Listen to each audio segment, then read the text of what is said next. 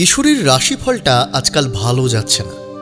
ভালো যে যাচ্ছে না সেটা গত সপ্তাহে ওর সাথে দেখা হতেই বুঝেছিলাম।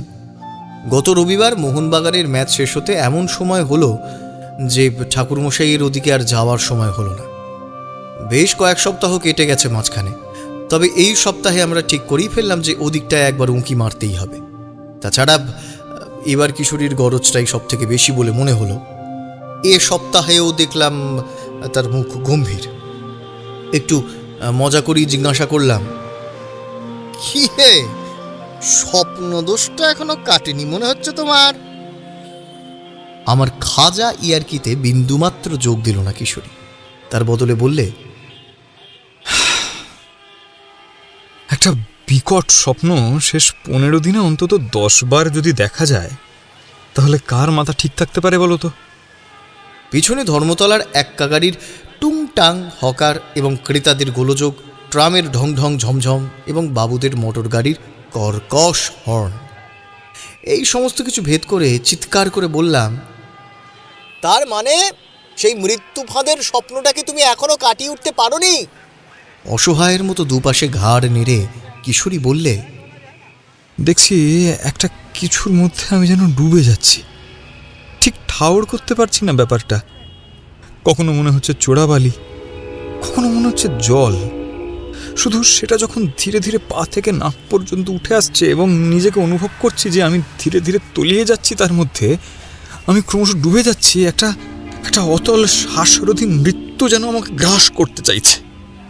আর তখনই একেবারে ঘেমে নিয়ে ঘুমটা ভেঙে যাচ্ছে, আর বাকি রাত ঘুম আসছে না। এভাবেই চলছে, তাই মনটা বড় অশান্ত।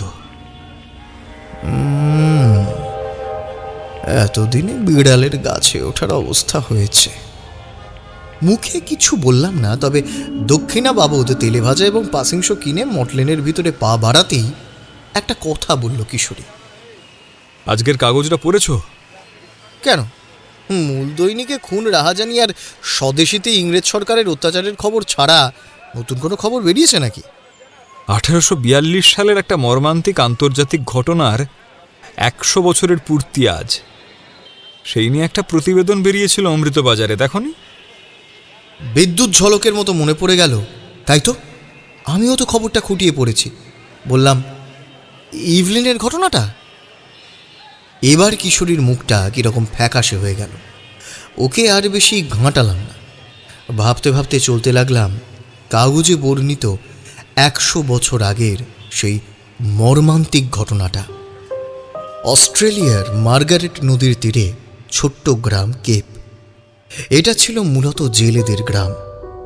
আর সেই গ্রামে এক জেলে পরিবারের সদ্য তরুণী কন্যা সুন্দরী ইভলিন।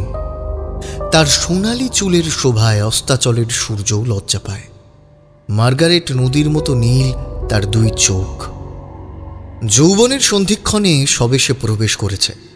গ্রামের কোনো যুবককে তার মনে ধরেছে কিনা জানা নেই, তবে অনেকের রাতের ঘুম সে যে কেড়ে নিয়েছে এটা বলাই যায়। সেই সময়ের আন্তর্জাতিক আবহাওয়া দপ্তর অনেকদিন ধরেই অস্ট্রেলিয়া সরকারকে জানাচ্ছিল এক দুর্যোগের পূর্বাভাস। সরকার গা করেনি। রোজ দিনের মতো মার্গারেটের মা নদী তীরে তাদের হ্যাজেল কাঠের ছোট্ট ঘরে রান্না চাপিয়েছিল। মার্গারেট গিয়েছিল বাবার কাছে সাহায্য করতে। হঠাৎ নদীতে উঠল তুফান। সে এমন তুফান যে মানুষকে উড়িয়ে নিয়ে যেতে পারে। মুহূর্তের মধ্যে সমুদ্রের জল 20-30 ফুট উঁচু হয়ে আছড়ে পড়ল তীরে। বাবা চার্ভির জন্য মন উতলা হয়ে উঠলেও তাকে প্রাণ বাঁচিয়ে ছুটতেই হলো বাড়ির দিকে, কারণ সমুদ্রের জল তখন ছুটে আসছে তীব্র গতিতে, ভয়ানক উন্মাদ এক দৈত্যের মতো। অসহায় কণ্ঠে বাবা মা বলে চিৎকার করতে করতে সে ছুটে যাচ্ছিল গ্রামের দিকে। ঠিক সময়ে খবর পৌঁছতে পারলে হয়তো অন্তত গ্রামের মানুষদের আর তার বিধবা কাকিমাকে বাঁচাতে পারবে সে। কিন্তু ঝড়ের তীব্রতা এতটাই ছিল যে সোজা পথে নরম বালির মধ্যে দিয়ে দৌড়ে গ্রামে পৌঁছনো ভীষণ কঠিন হয়ে উঠল। আঁকা বাঁকা পথে সে গিয়ে পড়ল বিরাট বিরাট কারি গাছের জঙ্গলের দিকে।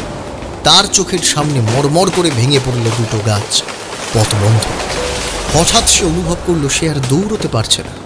পা দুটো যেন গেঁথে গেছে বালির সাথে।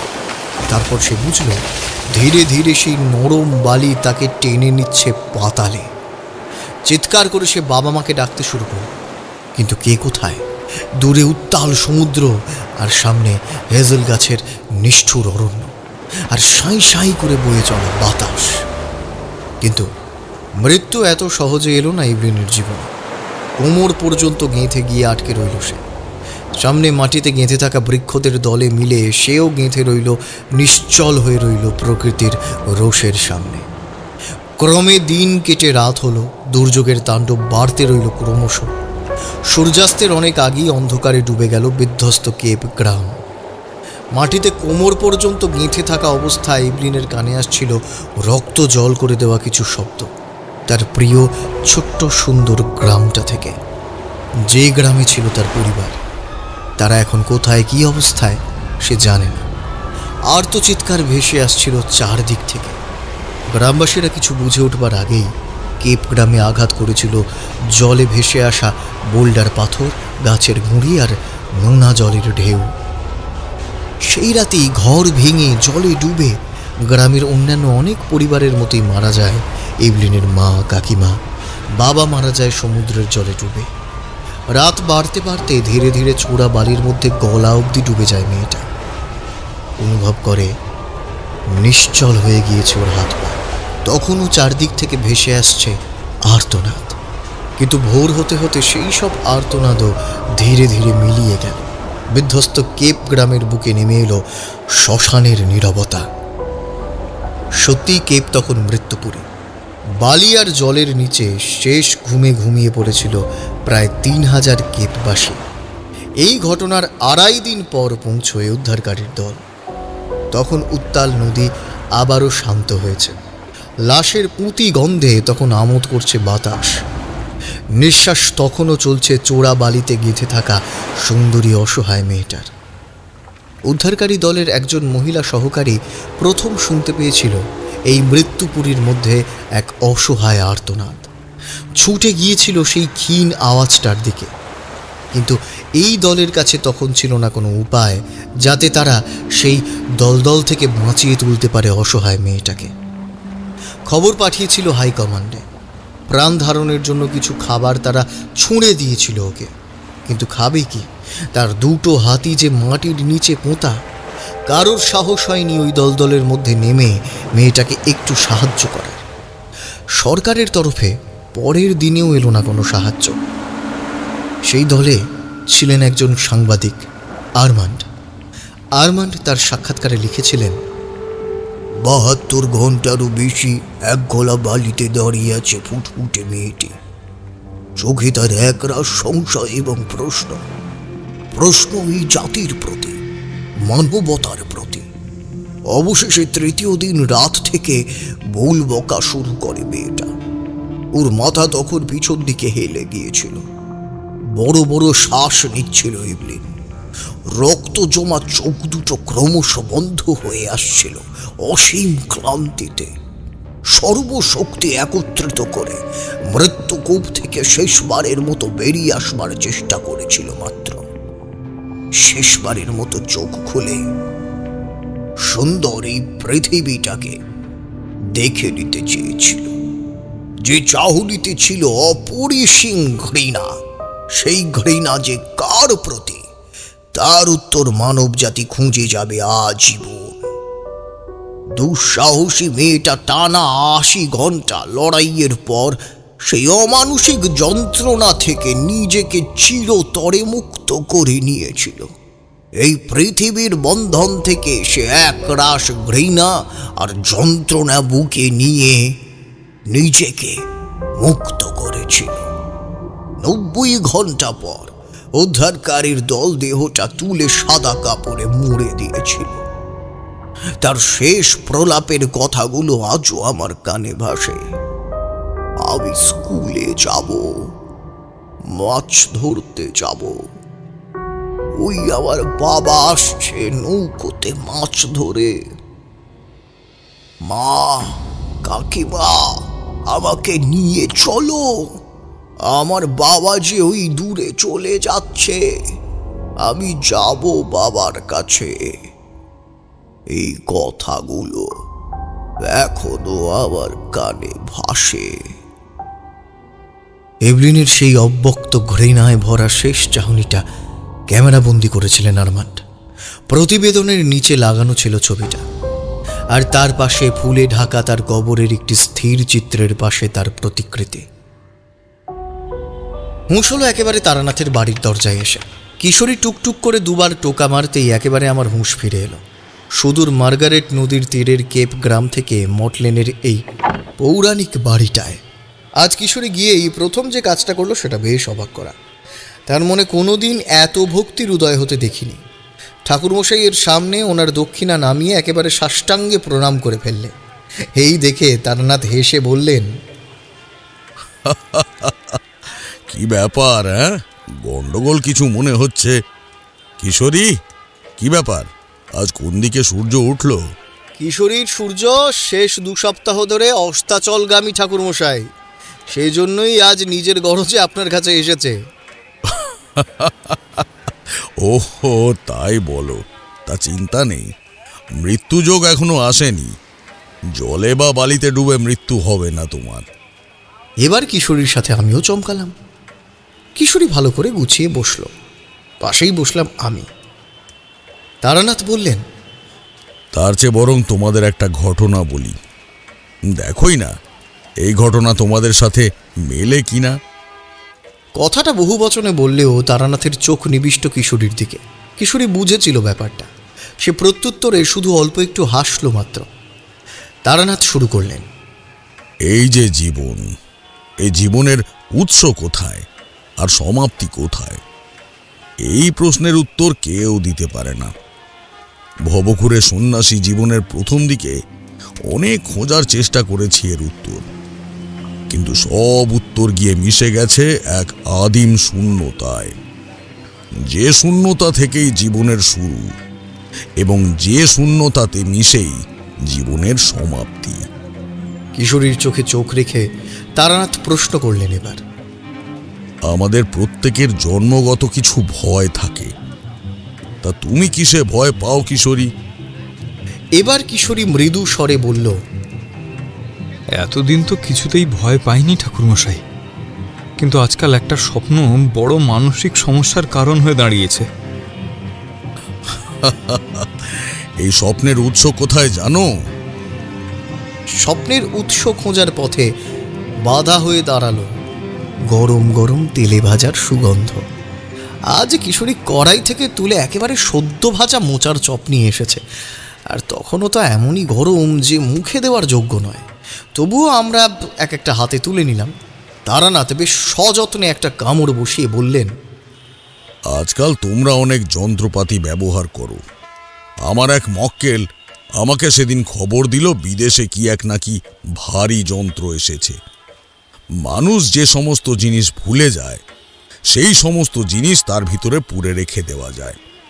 নিজের ইচ্ছে মতো সময় করে ভুলে যাওয়া সেই সব জিনিস, অর্থাৎ অতীতকে আবার দেখে নেওয়া যায় নিজের খেয়াল খুশি মতো। বুঝলাম ঠাকুরমশাই কম্পিউটারের কথা বলছেন। মুখ দেখেই বুঝতে পারলাম কিশোরী রানা মোচার চপ বেশ মনে ধরেছে। তিনি বললেন, আমি এই সব আবিষ্কারে একদম অবাক হই না। তোমরা অবাক হতে পারো। তোমরা ভাবতেই পারো যে আহা, মানুষ একখানা যন্ত্র বানালো বটে, যা মানুষের স্মৃতিশক্তির থেকেও অনেক বেশি উন্নত। কিন্তু আমি জানি মানুষ তার নিজের থেকে বেশি এবং এই ব্রহ্মাণ্ডর থেকে অধিক রহস্যময় এবং মহৎ কিছু আবিষ্কার করতেই পারে না। আমরা অবাক হই কারণ আমরা অজ্ঞ। নিজেদের অজ্ঞতায় আমরা বারবার ভাবি যে আমরা বোধহয় নতুন কিছু করলাম। আসলে না, আমরা সেটাই করছি যেটা আমাদের মধ্যে আছে। পুনর্জন্মের কাহিনী তোমাদের এর আগেও শুনিয়েছি, কিন্তু তোমাদের এটা বলিনি বা তোমরা বোঝোনি যে জীবের সমস্ত অতীত জন্মের স্মৃতি তার মনের মধ্যে সঞ্চিত থাকে। কোনো কারণে একবার তা জেগে উঠলেই আমরা তাকে জাতিস্বর বলি। অর্থাৎ যাদের মধ্যে বেশি করে জেগে ওঠে তাদেরকে আমরা জাতিস্বর বলি। কিন্তু দেখা যায় যে আমাদের সকলের মধ্যেই পূর্বজন্মের কিছু না কিছু লক্ষণ সব সময় বিদ্যমান, আর এই লক্ষণগুলো স্থির করে আমাদের চরিত্র। অনেকের মধ্যেই জন্মগত জলের প্রতি একটা ভয় থাকে। দেখা যায় অতীতে কোনো এক জন্মে সে জলে ডুবে মারা গিয়েছিল। কিন্তু এত সব আমি জানলাম কি করে? তোমাদেরকে আজকে সেই ঘটনাই আমি বলবো। চপ শেষ করে চায়ের কাপে চুমুক দিলেন তারানাথ, আর সঙ্গে সঙ্গে জ্বালিয়ে নিলেন পাসিং শো। এই সিগারেটের চেনা গন্ধটা নাকে না গেলে আমেজ ঠিক জমে না। সিগারেটে বেশ কয়েকটা টান দিয়ে তারানাথ বলতে শুরু করলেন। রুক্ষ সূক্ষ্ম ছোটনাগপুরের পাদদেশে ছোট্ট গ্রাম ঢলকিশোর। যে সময়ের কথা বলছি সেই সময় ইলেকট্রিক বাতি তো ছেড়েই দাও, রাতের বেলায় হ্যারিকেন জ্বালানোর বিলাসিতাও ওদের ছিল না। কারণ হ্যারিকেন জ্বালাতে যে তেলের খরচ সেটুকুও ওদের পক্ষে জোগাড় করা ভীষণ কঠিন। কাঁচা টাকা জিনিসটা ওদের জীবনে অমাবস্যার চাঁদের মতো। চাষের খাবার খেয়ে সেই জিনিসের বদলে পাল্টি জিনিস নিয়ে ওদের জীবন কাটে। সেখানে হ্যারিকেন জ্বালানোর তেল জোগাড় করবে কোথা থেকে? মূলত সাঁওতাল পরগনার অন্তর্গত জায়গাটা। শুকনো শুকনো লাল মাটি আর কাঁটা গাছের ঝোপ চারিদিকে। জঙ্গলের মধ্যে আদিনাথের চাতান বলে একটা জাগ্রত থান ছিল। এখানেই ঘাঁটি নিয়েছিলাম কদিন। তা গ্রামের নাম ঢলকিশোর হয়েছে কারণ এখান থেকেই উৎপত্তি লাভ করেছে সুন্দরী ধলেশ্বরী অর্থাৎ রূপনারায়ণ। এখানে শান্তি বলতে এইটুকুই। অবশ্য আমার জীবনে যে খুব একটা অশান্তি ছিল এমন নয়। জঙ্গলে কেঁদ ভেলা ছিল অফুরন্ত। অদূরেই ছিল রূপনারায়ণের উৎসস্থল, সুতরাং মিঠা জলের অভাবও ছিল না। গরমকাল, কিন্তু তাতেও কোনো সমস্যা নেই। একে জঙ্গলের ছায়া, তার উপরে জলের শান্তি, আর চিনির চেয়েও বেশি মিষ্টি জংলি আম। সাধনা আমার বেশ ভালোই চলছিল। এখন সেদিকের পরিবেশ জানি না, তবে তখন চারপাশ ছিল ঘন জঙ্গলে সন্নিবিষ্ট। জঙ্গল থেকে বেরোলে রূপবতী রূপনারায়ণের উৎস। তারও রূপ জঙ্গলি কন্যার মতোই। সারাদিন সাধনা করি, জঙ্গলের অজস্র আম, জাম, কাঁঠালি কলা এই সব খেয়ে পেট ভরাই আর মনের সুখে থাকি। মাঝে মাঝে দেখেছি অবশ্য কাঠুরেরা এসে কাঠ কাটতে, তবে তারা এদিকটায় খুব একটা আসে না। জায়গাটায় একটা অদ্ভুত নৈঃশব্দ বিরাজ করত। একটা নৈসর্গিক মন ভালো করা অনুভূতি সর্বদা গ্রাস করে থাকতো আমাকে। একদিন সেই জঙ্গলেই হরিকিশোর সুরুলের দেখা পেলাম। বয়স দেখলে হরিকিশোরকে 50 মনে হয়। তখনও তার পরিচয় পায়নি বিশেষ। সে নিজেই এসে যেচে পড়ে হাতের বাগাতো কুড়ুল আর শাবলটা একপাশে পাথরের উপর নামিয়ে গাত্রোত্থান করলে। আমিও সম্মতি জানালাম ইশারায়। সম্মতি পেয়ে খুশি হয়ে আমার সামনের পাথরটায় দূরত্ব বজায় রেখে বসলেন, হাঁটু পর্যন্ত তোলা ময়লা ধুতি পরনে। গায়ের রং একেবারে জংলা কালো জামের মতো। তখনও আমি ওর পরিচয়টা জানি না। পেটানো শরীরে মাংসপেশির প্রতিটা খাঁজ বোঝা যায়। চকচকে ঘামে মাখা শরীর। দিনের আলো পড়লে মনে হয় কোনো পালোয়ান গায়ে সর্ষের তেল মেখে এসে দাঁড়িয়েছে। কিন্তু লোকটাকে বাইরে থেকে দেখতে যতটা কঠিন, ভিতর থেকে সে ততটাই বিনম্র। আমায় প্রণাম করে বললে, ঠাকুর, আমি বেশ কয়েকদিন আগেই শুনেছি আপনি এসেছেন বাংলাদেশ থেকে। সে প্রদেশ আমাদের থেকে দূরে না হলেও তবে আমাদের সেদিকে যাওয়া ঘটেনি কোনোদিন। শুনেছি নদীর দেশ সেটা। আমাদের এখানের মতো জল থেকেও জলের কষ্ট ভোগ করতে হয় না সেখানে। আমি হেসে বললাম, কি বলতে চাও বলো? এবারে একটু ইতস্তত করে নিজের পরিচয় দিয়ে বললে, আমার নাম হরিকিশোর। বলে পাশে রেখে দেওয়া গামছাটা দিয়ে মুখটা ভালো করে মুছে নিয়ে একটু থেমে আবার বললে, পুরো নাম হরিকিশোর সুরুল। একসময় এদিকে সুরুল বংশের নাম ছিল। আজকাল আর সে নাম নেই। কাঠ কেটে সামান্য দিনমজুরি করে জীবন কাটে আমাদের।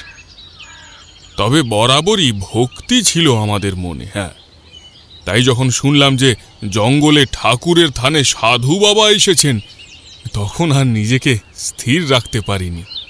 তবে জানেনই তো, সংসারী মানুষের ব্যারাম, ভালো কাজের জন্য কিছুতেই সময় বের করতে পারে না। আমারও সেই অবস্থা। তবে আজ এসেছি, আপনাকে নিয়ে যাব ঠাকুর। দুপুরের প্রসাদ ওখানেই গ্রহণ করতে হবে আপনাকে। আমিও অনেক দিন মানুষের হাতের খাবার খাইনি। জঙ্গলে ঈশ্বর প্রদত্ত প্রসাদে দিব্যি দিন চলছিল। তবে মানুষের ডাক একটা বড় ডাক। যত বড়ই সাধু হও তুমি, মানুষের ডাককে অগ্রাহ্য করার ক্ষমতা বড় দুর্লভ।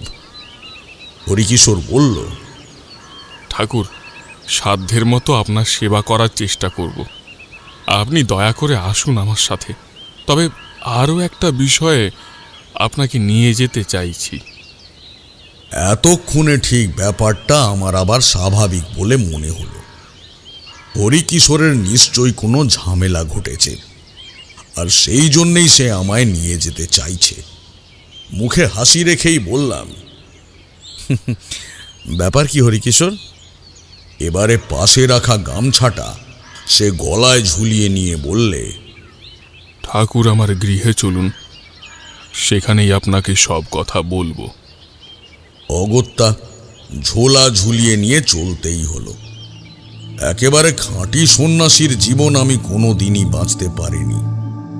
এই গৃহের টান আমাকে জঙ্গলের মধ্যেও শান্তিতে থাকতে দেয়নি। যেখানেই ভেবেছি যে নিজের মনে ঈশ্বর ভাবে বিলীন হয়ে থাকব, সেখানেই গৃহের টান এসে হাতছানি দিয়েছে। যখন যেতে চাইনি, তখন হাত ধরে তুলে নিয়ে গেছে। এটাই আমার নিয়তি। এই নিয়তি মেনে নিয়েই চলতে হবে আমাকে। নিয়তি যখন আমি খণ্ডাতে পারবো না, তখন উঠেই পড়লাম। জঙ্গলের মধ্যে দিয়ে পায়ে চলা পথ ভেদ করে গ্রাম পর্যন্ত পৌঁছাতে পৌঁছাতে শুনতে লাগলাম হরিকিশোরের কাছে এই ঢলকিশোর এবং চাতানের রহস্য। সে অনেক বছর আগের কথা। তখন এদিকের জঙ্গলে আগে খুব ভাল্লুকের ভয় ছিল। ভাল্লুকের দল জঙ্গল ছেড়ে গ্রামের মধ্যে এসে অত্যাচার করত। এই গ্রাম ছিল মূলত গরিব চাষা আর কাঠুরিয়াদের গ্রাম। গ্রামে বাস করতেন উদয় নারায়ণ পণ্ডিত। উদয় পণ্ডিতের সারাদিনের কাজবাজ বলে কিছু ছিল না। কাজ বলতে নিজের 1 বিঘা জমিতে সাধারণ কিছু সবজি ফলানো, আর বাকি সময় ঘরের সামনের খাটিয়াটাতে চুপ করে বসে থাকা। কি যে বসে বসে সে আকাশ পাতাল ভাবত কে জানে। ওকে কতবার আমরা জিজ্ঞাসা করতাম নানান কথা। কি কথার কি উত্তর দিত ও আমাদের মাথায় ঢুকত না। সে জন্মগত আমাদের গ্রামের লোক ছিল না, কোথা থেকে যেন এসে বসতি করেছিল। তাই বিশেষ কিছু জানতামও না ওর বিষয়ে। শুধু এতটুকু বোঝা যেত যে সেই দিনেও পড়াশোনা করেছিল বিস্তর। আকাশের দিকে তাকিয়ে তারা নক্ষত্রের নাম বলতে পারত। কোন তারা কোন অবস্থানে কোন মাসে থাকে সেই সব একেবারে নিখুঁত বলে দিত। কিছু লোক বলতো সে গোপনে তন্ত্র সাধনা করে, যদিও বাইরে থেকে আমরা কোনোদিন কিছু বুঝতে পারতাম না। তবে আশেপাশের অনেকেই বলেছে রাতে সে ঘুমোয় না। আজকের দিনে এই গ্রামে সন্ধ্যার পর বাতি জ্বালানোর বিলাসিতা ঘরে নেই। সেই সময়ের অবস্থাটা ভাবাই যায়। তবু নাকি তার ঘরে গভীর রাতে আলো জ্বলত। হ্যাঁ, তবে তার ব্যবহার এতই ভালো ছিল যে তার মুখের ওপর কেউ কোনো কথা তো বলতোই না, উল্টে সম্মান করত। সেবার মুহুল হয়েছিল খুব। ভালুকের দল জঙ্গলের ওপর অত্যাচার করে মাঝে মাঝেই গ্রামে রাতের বেলা ঢুকে পড়ত। সেদিনও এক রাত ছিল, এরকমই গরমের দিন। তবে সন্ধ্যা থেকেই বৃষ্টি নেমেছিল আকাশ ভুঁয়ে। সেই ঝড় জলের মধ্যেই একদল হাতি আর একদল বন্য ভাল্লুক ঢুকে পড়ল গ্রামের ভিতরে। তছনছ করে ফেলল চারিদিক।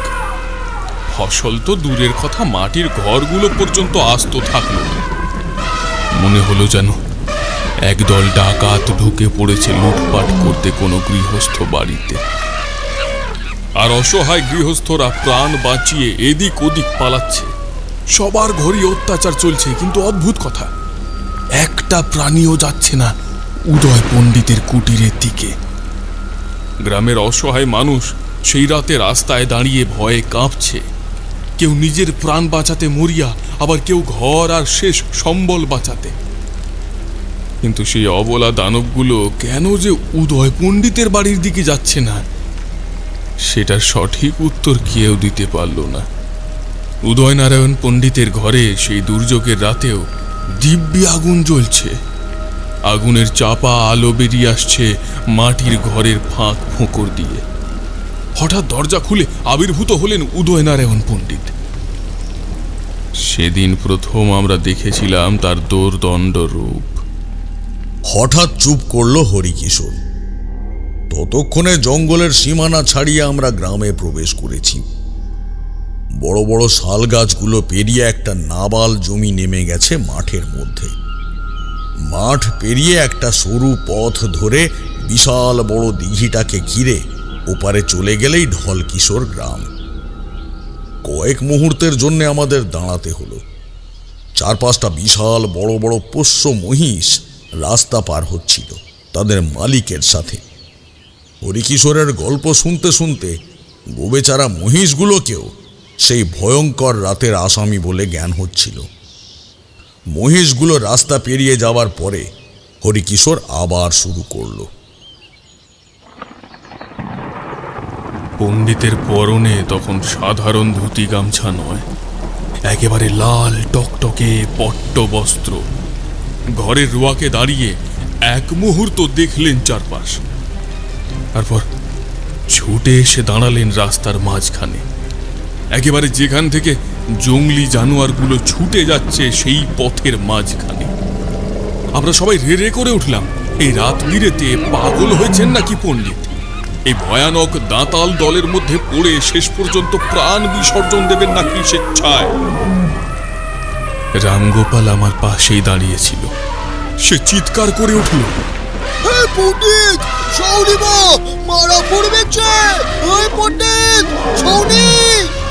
কিন্তু দেখে মনে হচ্ছে পণ্ডিতের কানে কথা পর্যন্ত ঢুকছে না। বাহ্য জ্ঞান নেই তার। সে মন্ত্র চালিতের মতো হেঁটে যাচ্ছে, কিন্তু কি অবাক কাণ্ড! না দেখলে নিজের চোখ কেউ যেন বিশ্বাস করতে পারতাম না। দিব্যি লোকটা দৌড়ে এসে দাঁড়ালো সেই হিংস্র বন্য জানোয়ারগুলোর মধ্যে। তারপর কি সব দুর্বোধ্য মন্ত্রোচ্চারণ করতে লাগলো। যদিও জন্তুগুলোর জান্তব চিৎকারে আর তাদের পায়ের শব্দে মন্ত্রোচ্চারণের ধ্বনি মিলিয়ে গেল বাতাসে। কিন্তু অদ্ভুতভাবে দেখলাম জানোয়ারগুলো যেন ভূত দেখার মতো থমকে দাঁড়িয়েছে। অন্ধকার হলেও বেশ দেখতে পাচ্ছি। বাম হাতটা পেটের কাছে নিয়ে ডান হাত শূন্যে তুলে পথ রোধ করে নির্বিকার দাঁড়িয়ে রয়েছেন উদয় পণ্ডিত। আর জন্তুগুলো গিয়ে ভিড় করছে তার সামনে। জন্তুগুলো যেন হঠাৎ করে একেবারে মন্ত্রমুগ্ধ হয়ে পড়েছে। থমকে দাঁড়িয়ে আছে তারা নিশ্চল পাথরের মতো। এক একটা মুহূর্ত কাটছে ভয়ানক উত্তেজনায় আমাদের। জঙ্গল খালি করে যেন সমস্ত জানোয়ার এসে দাঁড়িয়েছে এখানে। ধীরে ধীরে এবার উপরে তুলে রাখা ডান হাতটা নাড়তে শুরু করলেন পণ্ডিত, যেমন ভাবে আমরা কোনো জিনিসকে দূরে সরাই সেরকম। ততক্ষণে আমরা মাঠের একেবারে মাঝখানে এসে দাঁড়িয়েছি। আমি আর হরিকিশোর পাশাপাশি শূন্য দৃষ্টিতে চারপাশ দেখে নিয়ে হরিকিশোর বলল, এই সেই মাঠ, এখানেই সেই রাতে দেখেছিলাম উদয় পণ্ডিতের তন্ত্রের খেলা। আমিও যেন চোখের সামনে স্পষ্ট দেখতে লাগলাম। এক বৃষ্টি ভেজা রাত, অসংখ্য বন্য জানোয়ার, আর তাদের সামনে হাত উঁচু করে দাঁড়িয়ে থাকা রক্ত বসন পরা এক তান্ত্রিক। হরিকিশোর বলে চলল, ধীরে ধীরে দেখলাম সেই জানোয়ারগুলো পণ্ডিতের হাতের ইশারায় পিছন ঘুরছে। তারপর চোখের সামনে একেবারে অবিশ্বাস্যভাবে পোষ্য জানোয়ারের মতো বাধ্য হয়ে তারা লাইন দিয়ে সারিবদ্ধ হয়ে ফিরে যাচ্ছে জঙ্গলের দিকে। সবাই ধন্য ধন্য করে উঠল পণ্ডিতের নামে, সবাই জয় জয়কার করতে লাগলো। কিন্তু তখনও যেন ঘোরের মধ্যে উদয় পণ্ডিত, কারোর কোনো শব্দ তার কানে গেল না। চুপচাপ যেমন ভাবে এসেছিল সে সেরকম ভাবেই নিজের কুটিরে গিয়ে দরজা বন্ধ করে দিল। পরদিন গ্রামে ভয়ানক শোরগোল। একদল নিজেদের ভাগ্য নিয়ে হাহুতাশ করছে, আর বেশিরভাগই জানতে চাইছে গত রাতের রহস্য উদয় পণ্ডিতের থেকে। কিন্তু তাকে খুঁজেও কোথাও পাওয়া গেল না। লোকটা সাধারণত গ্রামের আর 5টা মানুষের মতোই ভোরবেলাতেই নিজের জীবনযাত্রা শুরু করে। সেদিন বেলা পর্যন্ত অপেক্ষা করেও যখন উদয় পণ্ডিত দরজা খুলল না, তখন সবাই মিলে গিয়ে ওর দরজা ধাক্কানো শুরু করলাম। তখন আমার জোয়ান বয়স, গায়ে অসুরের বল, ধাক্কা দিয়েও যখন ফল হলো না, তখন ভেঙেই ফেললাম দরজাটা, আর সঙ্গে সঙ্গে কাঠ হয়ে দাঁড়িয়ে রইলাম। মাটির মেঝেতে মা কালীর পট, দেখেই বোঝা যায় গত রাতে সাধনা করেছেন পণ্ডিত। তার সামনে একেবারে কাষ্ঠবৎ সোজা হয়ে বসে রয়েছেন। কালী ওস্তাদ ধীরে ধীরে পায়ে পায়ে এগিয়ে ঠাকুর বলে যেই পিঠে হাত ছোঁয়ালো, সঙ্গে সঙ্গে উদয় পণ্ডিত ওপড়ানো গাছের মতো হেলে পড়ল একদিকে। দেহে কোনো প্রাণ নেই। তখনও আমার পিতৃদেব বেঁচে রয়েছেন। সুরুল বংশের নামে তখন ইংরেজ সরকারও সমঝে চলত। আমার বাবা শ্রীরাম কিশোর সুরুল সঙ্গে সঙ্গে দৌড়লেন ইংরেজ হাকিমের কাছে। বড় পাস দেওয়া ইংরেজ হাকিম এলো বাবার কথায়। সাধারণত এরা গ্রামের মানুষের চিকিৎসা করত না, শুধু তাই নয়, গ্রামের মানুষের ছায়াও এরা বাঁচিয়ে চলত। তবে বাবার নাম ডাকে আসতেই হলো, এবং এসে পরীক্ষা করে দুদিকে দুবার ঘাড় নাড়িয়ে চলে গেল। যাওয়ার সময় একটু কষ্ট করে বাংলা করেই বলে গেল, কাল সন্ধ্যার পরে। চমকে উঠলাম। সন্ধ্যের পরে যদি মারা যান উদয় পণ্ডিত, তাহলে রাতের বেলায় জানোয়ার তাড়ালো কারা? নিঃশ্বাস ফেলল হরিকিশোর সুরুল। ততক্ষণে আমরা পৌঁছে গেছি তার বাড়ির সামনে। বুঝলেন ঠাকুর, সেই থেকে সে এক এই গ্রামের রহস্য রয়ে গেছে। তবে আমি ঠিক জানি না, অনেকের মুখে শুনেছি যে আপনি আদিনাথের চাতানে সাধনা করছিলেন। ওই চাতান নাকি আসলে উদয় পণ্ডিতের প্রতিষ্ঠা করা। তবে এতটুকু আপনাকে বলতে পারি ঠাকুর, যে সেই রাতের পর থেকে আর কোনো জঙ্গলি জানোয়ার এই গ্রামের কোনো ক্ষতি করেনি। অবশ্যই এখন তাদের সংখ্যাও তো অনেক কমে গেছে। হ্যাঁ, তার জন্য গ্রামের লোকেরা ওই চাতানকে খুব মানে। সবাই মানে যে উদয় পণ্ডিত আজও ওই চাতানের মধ্যে বিরাজ করে গ্রামকে জঙ্গলি পশুর হাত থেকে রক্ষা করেছেন। আদিনাথের চাতানের মাহাত্ম্য রহস্য জানি না, তবে এক সময়ের দৌর্দণ্ড প্রতাপ সুরুল বংশের যে হাল আজ দেখলাম, তা দেখে মন দমেই গেল। প্রথমেই যেটা চোখে পড়ল, লম্বা পাথরের একটা উঁচু টানা দেওয়াল, দেওয়ালের মাঝখানে একটা কাঠের ঘর, দরজার ওপারে যেতে পাথরের কয়েকটা সারি সারি ঘর। এদিকে এরকম পাথরের ঘর দেখা যায়। বড় বড় পাথরের সাথে মাটি মিশিয়ে এরা এক ধরনের ঘর বানায়, যা না দেখলে বিশ্বাস হয় না। তারানাথের মোক্ষম স্বভাব। গল্প যখন রহস্যের দোরগোড়ায় পৌঁছয়, তখন তারানাথ গল্প থামিয়ে নীরবতা পালন করেন। সুতরাং আবারও তারানাথ চুপ। এবার দেখা গেল তারানাথের দেশলাইয়ে কাঠি ফুরিয়েছে। যেহেতু এখন মৃত্যু ফাঁদে পা আটকে আছে কিশোরীর, তাই পকেট থেকে দেশলাইটা সে নিজেই বার করে দিল। তারানাথ আয়েশ করে সিগারেট জ্বালিয়ে একটু কেশে আবার শুরু করলেন।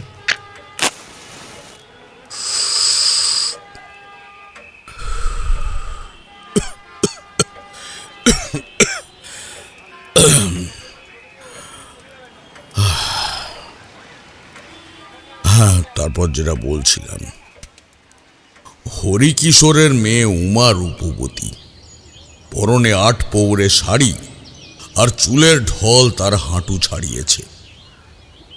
লাইন দেওয়া পাথরের ঘরগুলোর একদম শেষের একটা বড় ঘরে আমায় আশ্রয় দিলে হরিকিশোর। একটা অদ্ভুত নিরিবিলি শান্তি আছে এই গ্রামে। আমায় যে ঘরটা দেওয়া হলো সেটা একদম ফাঁকা। আসবাব বলতে একটা মাত্র খাটিয়া। ঝর্ণার জলে আমি সকালবেলাতেই স্নান করে নিয়েছিলাম। হরিকিশোর আমার সামনে এসে হাত জোড় করে বলল, ঠাকুর, আমরা ছোট জাত, আপনাকে সেবা করার কপাল আমাদের নেই, তবে বাইরে সমস্ত জোগাড় করে দিয়েছি, আপনি দয়া করে একটু ভাতটা চাপিয়ে নিন। এ অভিজ্ঞতা আমার নতুন নয়। আগেও বহুবার এমন আতিথেয়তা গ্রহণ করার সুযোগ হয়েছে আমার। উমা আমার সমস্ত জোগাড়জাঠি করে দিল। তবে কেমন সন্দেহ হলো আমার। তখন ঠিক বুঝতে পারলাম না সন্দেহটার কারণ। হরিকিশোর দুপুরের খাওয়া দাওয়ার পর বিকেলের দিকে আমার ঘরে এলো। এসে খাটিয়ার নিচে হাত জোড় করে বসল। ততক্ষণে আমি দিব্যি একটা ভাত ঘুম দিয়ে উঠে পড়েছি। সে বললে, ঠাকুরমশাই, এক সময় রাজা ছিলাম আমরা। আমাদের এই বংশকে এখনো এখানকার লোক রাজবংশ বলেই চেনে। হ্যাঁ, শহরের বড় বড় রাজা মহারাজাদের সঙ্গে হয়তো আমাদের মিল হবে না, কারণ আমরা খুব ছোট জাতের মানুষ। তবে রাজার সেই ছোট জাত হোক কি বড় জাত, তার গৌরবটাই আসল। আর সেই গৌরব আমাদের ছিল। সেই গৌরব একসময় পাপ কাজও করিয়েছে। যদিও সেসব অনেক পুরনো কথা। আপনাকে আমি আজকের রাতটা এখানে থাকতে অনুরোধ করব। আপনি যদি কিছু বুঝতে পারেন তাহলে কাল সকালে একবার আপনার সাথে কথা বলতে চাই। কি বোঝার কথা বলছো বলো তো? স্পষ্ট দেখলাম গম্ভীর হয়ে গেল হরিকিশোর। তারপর হতাশ ভঙ্গিতে দুবার ঘাড় নেড়ে আমাকে প্রণাম করে উঠে পড়ল। আমি বুঝলাম কিছু একটা ব্যাপার তো আছে।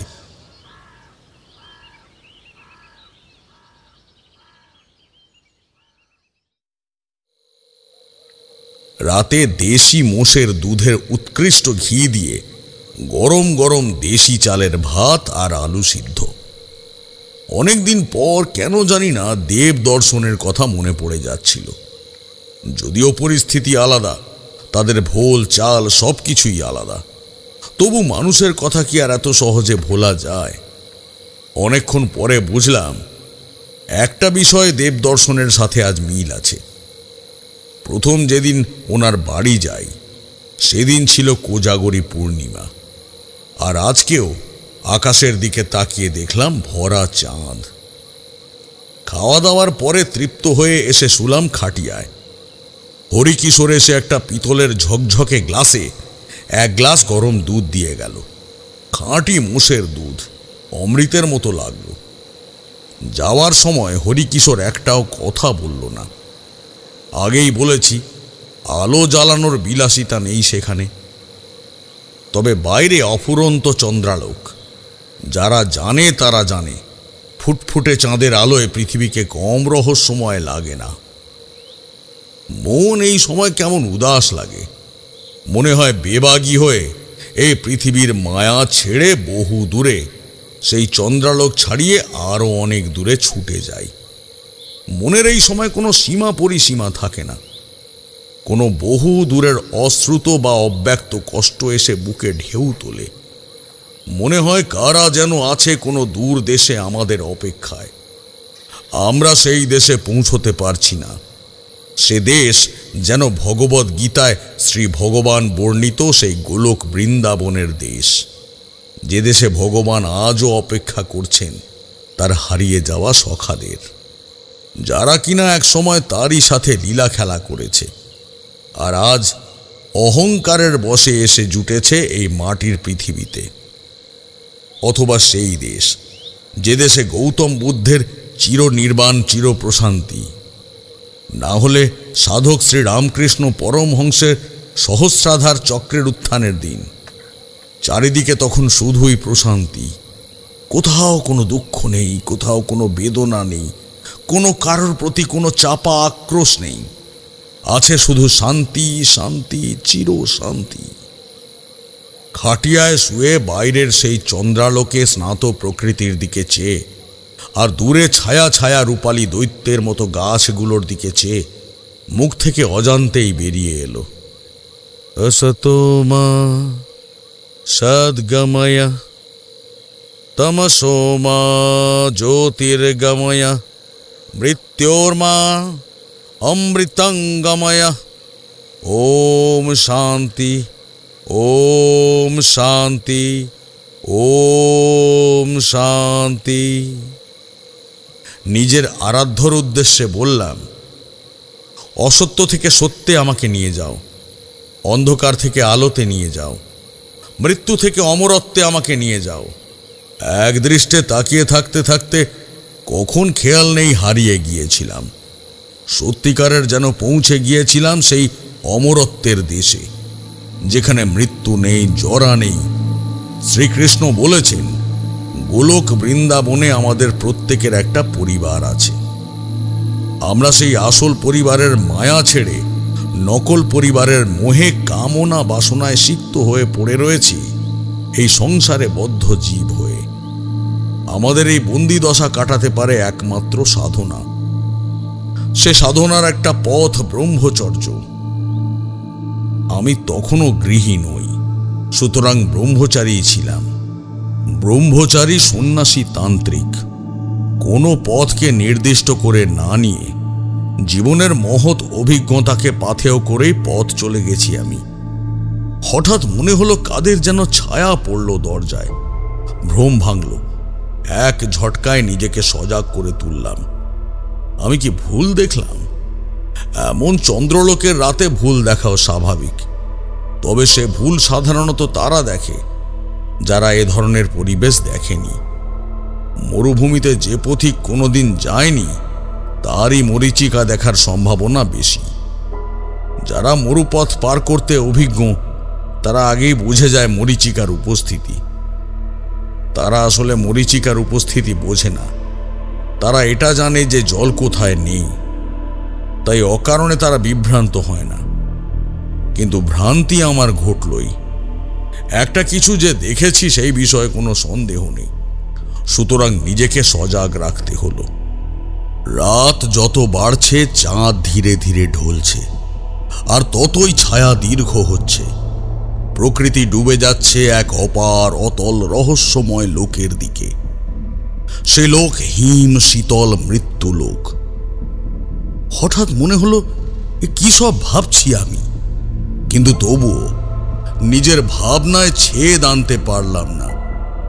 আবারও একটা কেমন যেন অনুভূতি হলো। মনে হচ্ছে কারা যেন ঘোরাফেরা করছে বাইরে। ইচ্ছে হলো উঠে দরজাটা বন্ধ করে দিই। তারপর একবার মনে হলো বিড়ি আর দেশলাইটা খুঁজে দেখি, কিন্তু কোনোটাই যেন ঠিক ইচ্ছা করল না। অথচ সেই অব্যক্ত ভাবনাটা কিন্তু বেশ আছে। কিন্তু আরো কিছুক্ষণ পর ভাবলাম, না, গা ঝাড়া দিয়ে উঠে পড়লাম। একবার দেখতেই হবে, না হলে মনে ঠিক শান্তি পাচ্ছি না। তাছাড়া হরিকিশোরের কথাটা মাথায় ঘুরছিল। তাহলে সত্যিই কি কিছু ব্যাপার আছে? বাইরে বেরোলাম। পাথরের দেয়াল ধরে হেঁটে দরজার সামনে এসে দাঁড়ালাম। দূরে মনে হলো কারা যেন খেলাধুলা করছে। আচ্ছা, চোখের ভ্রম নাকি? কিন্তু ঠিক সেই মুহূর্তেই শুনলাম কানের কাছে কতগুলো ছোট ছেলে মেয়ের খিলখিল করে হাসি। চমকে উঠলাম। স্পষ্ট মনে হলো একদল ছেলে মেয়ে হাসতে হাসতে ছুটে গেল বাড়ির পিছন দিকে। শরীর বন্দনা করে আমিও গেলাম পিছনের দিকে। কিন্তু পিছনের দিকে বেশি দূর এগোনোর আগে একটা জিনিস বুঝলাম, যে এই হাস্য কলরব কোনো ইহজাগতিক জীবের নয়। কারণ বাড়ির পিছন দিকে একটা মাঠ আছে, কিন্তু সেই মাঠে পৌঁছানোর সরাসরি কোনো উপায় নেই। ঘন বেতের ঝাড় আর নরম বালির কাদা সমগ্র জায়গাটায়। এগোতে গিয়েও থমকে দাঁড়ালাম, কিন্তু আমার কান বলছে হাস্য কলরব এগিয়ে গেছে বেতের ঝাড়ের ভিতরে। মনের মধ্যে একটা জেদ চাপল। আর ঠিক সেই সময় একটা মেয়ের আর্তচিৎকার ভেসে আসলো ঝড়ের ভিতর থেকে। চমকে উঠে ঝাঁপিয়ে পড়তে যাচ্ছি, এমন সময় আরো একটা চিৎকার ভেসে এলো ঘরের ভিতর থেকে। আমি থমকে দাঁড়ালাম। বেশ বুঝতে পারছি একজন যুবতী মেয়ের চিৎকার। এই সময় হরিকিশোরের ঘরে উমা ছাড়া আর কে থাকতে পারে? সঙ্গে সঙ্গে হরিকিশোরের আওয়াজ পেলাম, আর তার স্ত্রীর ফুঁপিয়ে কান্না। বুঝলাম সমস্ত ব্যাপারটার মধ্যে একটা গম্ভীর রহস্য লুকিয়ে রয়েছে। কাউকে কিচ্ছু বললাম না, চুপ করে চলে এলাম নিজের ঘরে। খাটিয়ায় শুয়ে চিন্তা করতে লাগলাম। আসার সময় দরজা বন্ধ করে এসেছিলাম। সম্ভবত ভোর রাতের দিকেই ঘুম নেমে এলো চোখে। তবে গ্রামে গঞ্জে শহরের মতো বেলা করে ওঠার যেহেতু নিয়ম নেই, তাই হাঁস, মুরগি আর গরু ছাগলের গগনভেদী চিৎকারের মধ্যে আমার ঘুমটাও ভেঙে যায়। বাইরে চেয়ে দেখি সকাল হয়েছে। কাউকে কিচ্ছু বুঝতে দিলাম না যে কাল রাতে আমি কিছু জানতে পেরেছি। সকলের হাবভাব পর্যবেক্ষণ করতে লাগলাম।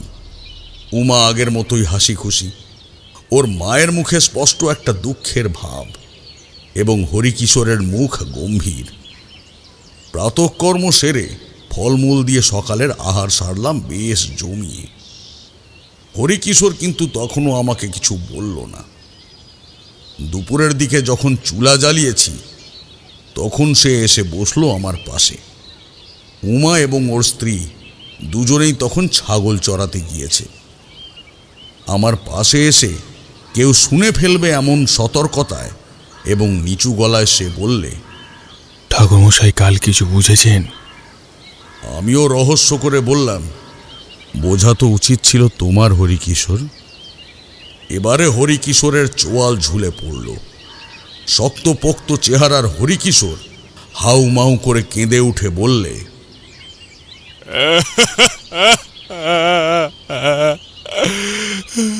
একটাই মেয়ে ঠাকুর, কিছুতেই বুঝতে পারছি না ওর কি হলো। রাতের বেলায় মাঝে মাঝে একেবারে ছোট্ট মেয়ের মতো কেঁদে ওঠে। আগে আগে আমাদের বাড়ির সামনেই ওরকম বড় দেওয়াল ছিল না। একবার দুবার রাতের বেলায় ঘর ছেড়ে ওই মাঠের দিকে দৌড়ে পালিয়ে যেত। তারপর থেকেই ওই দেওয়াল তুলেছি আমি। আর কিছু বুঝতে পেরেছো তুমি?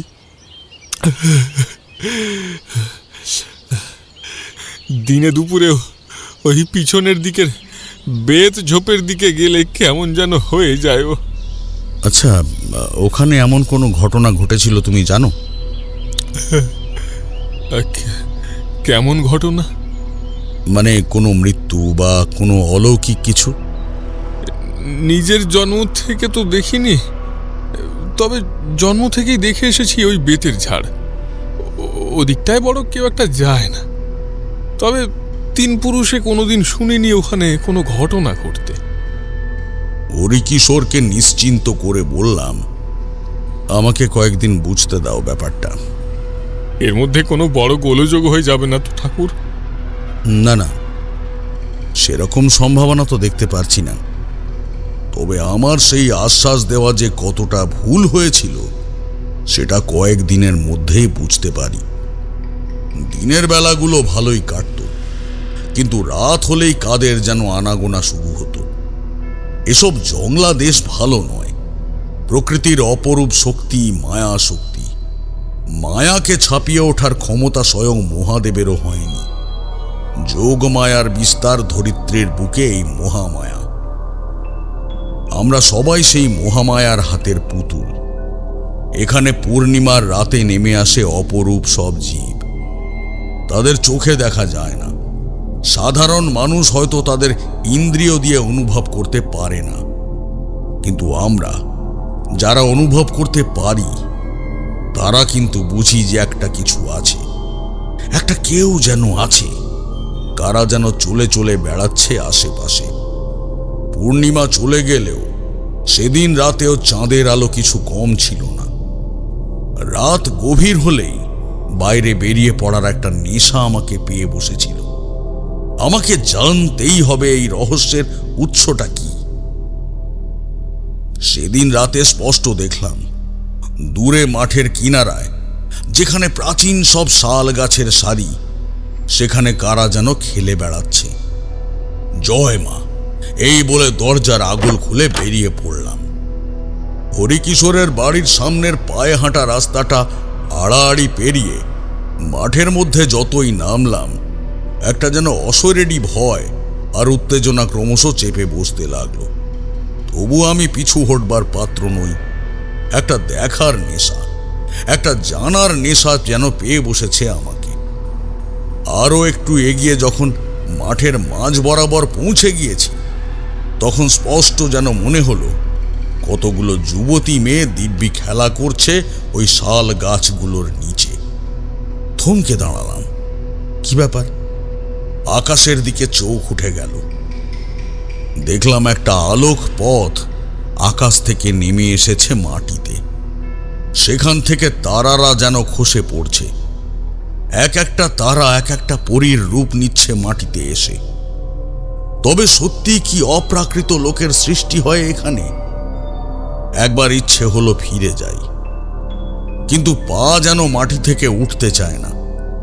কতক্ষণ চেয়েছিলাম জানি না, তবে স্পষ্ট চোখের সামনে দেখলাম ধীরে ধীরে সেই মেয়েদের এক একজন হয়ে উঠছে এক একটা ভয়ানক জানোয়ার।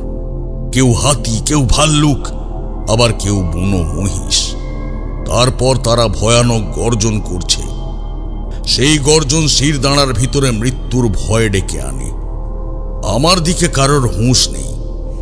তারপর সেই সব জানোয়ার একসাথে এক দলে মিলে ঠিক মানুষের মতো সভা করার ঢঙে গোল হয়ে দাঁড়িয়ে পড়েছে। অনেকক্ষণ এইভাবেই কেটে গেল। তারপর তাদের জন্য সভা ভঙ্গ হলো। তাদের হুঙ্কারে ফুটে উঠল হাসি।